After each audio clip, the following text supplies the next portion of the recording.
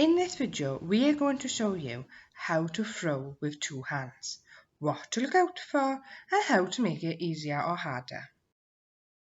Stand facing the direction of the throw. Eyes are focused on the target. Fingers are spread around the ball, thumbs together in a W position. Step forward to throw, arms straight, follow through in the direction of the throw. They may not be balanced to throw. Make sure they step forward with leading foot. Extend the arms when throwing the ball. Make it harder.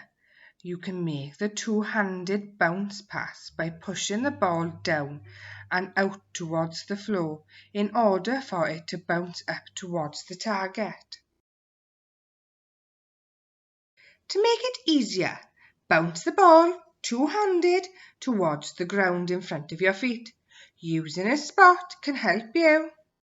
Can you think of other ways to make it easier or harder? Why not visit our Facebook, Twitter and website for more ideas?